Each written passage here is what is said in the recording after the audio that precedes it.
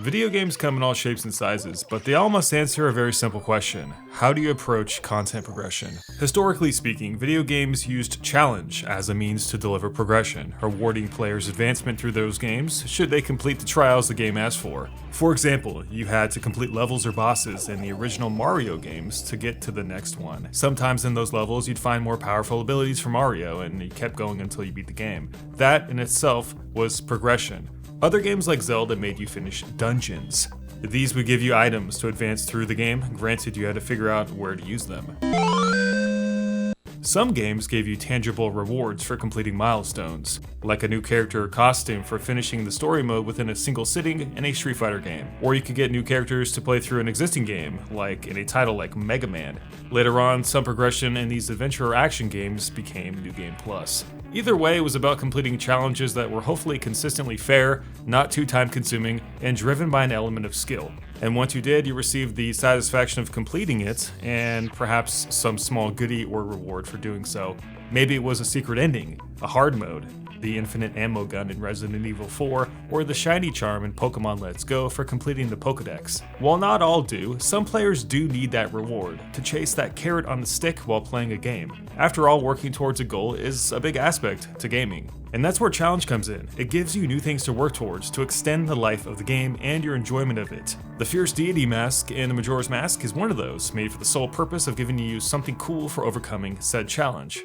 Today's progression seldom works like this though, and most of our content in games across the board has blended or replaced progression content with some element of arbitrary gating. This can come in the form of unnecessary grinding, locking off content via DLC or pre-order bonuses, and putting annoying roadblocks in games, to unfair difficulty spikes, or in some cases, shackling progression behind time gates or money. To be fair, not every game approaches progression in this fashion, but given the insane amount of competition in the industry, games are often fighting an uphill battle for player retention, so they do gravitate towards some of these elements.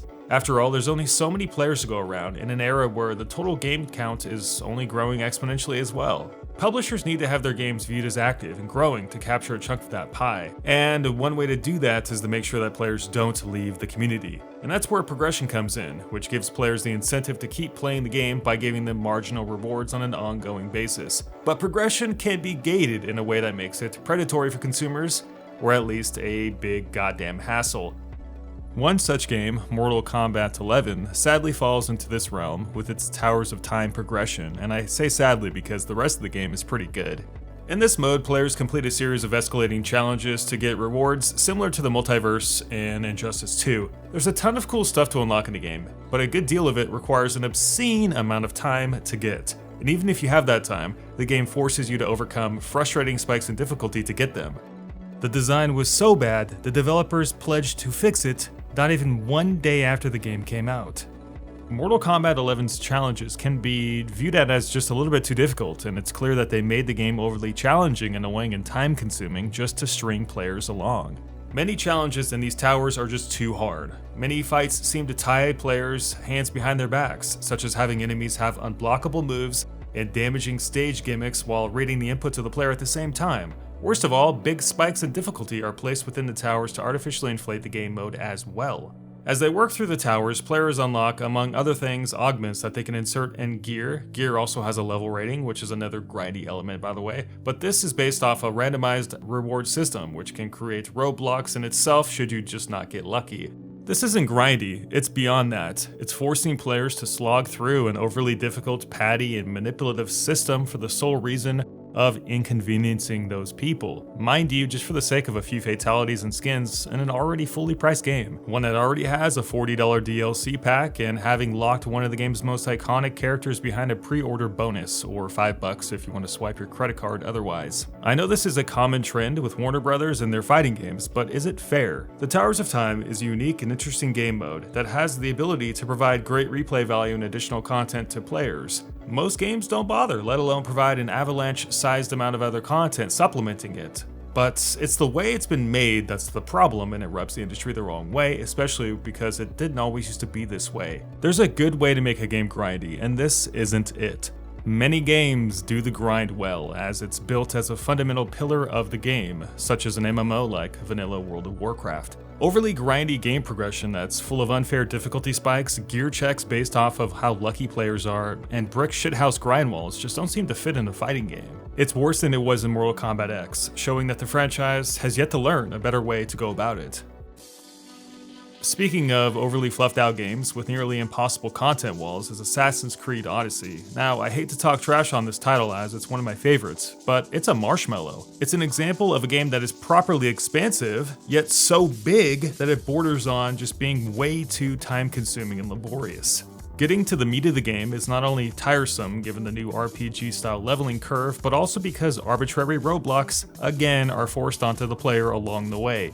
One in particular is when I accepted a quest called the Venomous Encounter, which was the next story mission in the game for me. However, it was 6 levels above me, which forced me into grinding side content for the next 5 hours to catch up. And the cherry on top was that it was almost impossible to circumvent, even on the game's easy mode, because Assassin's Creed Odyssey basically neuters your damage when fighting enemies even 1 level above you. Essentially, it punished me for no reason. And I can recall at least 2 more moments like this during the story where I was unable to proceed through this game lest I stopped everything I was doing and grind again for another dreaded quote-unquote level. While some may say that that's a small example, it did affect my enjoyment of the game a lot actually. If nothing else, the pacing of the game was completely thrown off, as was the urgency to the story. I understand this game wants me to collect 500 bear asses, but I'd rather stop the cult from taking over the world, which seems like a little bit more of an important thing to do. The point isn't that the side content is bad or unwanted, it's that the game forces it onto the player who would rather skip it. And the fact that the game has microtransactions in it that you can use to skip this stuff is simply the icing on the cake. It told me that they placed these roadblocks in my way, regardless of how small they seem, simply hoping to cash in on a small percentage of people who would rather pay to skip them. Nobody's gonna argue that Assassin's Creed Odyssey doesn't provide good value, but does it provide the right quantity and quality of it? After all, sometimes less is more. Much worse than that though is content gating using timed or pay gates. We typically find this in mobile games, and this is where the industry really gets a bad rap. Especially when it's home to a AAA franchise. One game that did this recently was The Elder Scrolls Blades, which pulls just about every dirty trick a mobile game can pull. Progression in Blades comes at an astronomical cost to the player, and that cost is either your sanity or your credit card. Most everything in this game is locked behind a time gate, and it's absurd. You want to open up a chest? Well, then wait 3 hours. How about a gold chest? Wait 6 hours. I understand this is a mobile-free game that needs to make money, but when players feel like they're sometimes actively prevented from enjoying the game should they not partake in it, it feels really slimy. Maybe Bethesda fixed it, but I didn't stick around long enough to see if they did. There's better ways to do this type of game by monetizing other elements, or hell, even a subscription service would have been less intrusive here. Other mobile games present similar issues, from Clash of Clans to Dungeon Keeper Mobile. The interesting part about these games is that the content or timed gates start out small or non-existent, only getting more extreme as players continue to play. This tactic allows players to get invested into the game from a play standpoint, and only then, in baby steps, make the game more progressively annoying. This malicious tactic was devised at marketing firms to prey on the commitment issues many people have. Anytime a content gate is added to a video game, be it an unwarranted amount of grinding, bad difficulty design, or locked off content, you have to ask why they did it. And the answer most of the time is not in the interest of the player. This is why games like God of War, Sekiro, The Witcher, Mario, Breath of the Wild, etc. are so cherished in this industry. You don't have to worry about a game being designed to hassle you, extracting $5 extra from you, or cutting out content for resale. Everything is included in the game. There's no microtransactions. If there's DLC, it's good and fair. And there's no questionable game design forcing you to labor through a game rather than enjoy it. The solution is to treat progression as a means to improve the playability of a title, and sometimes that means trimming up instead of adding to. This is done by asking for skill rather than time commitment, and designing unique challenges rather than gating content in an unfair way. Obviously, given the variance among player skill and interest levels, this is an impossible task. So really, the idea should be to take a stance on what you want the game to stand for, rather than designing it to appeal to everyone.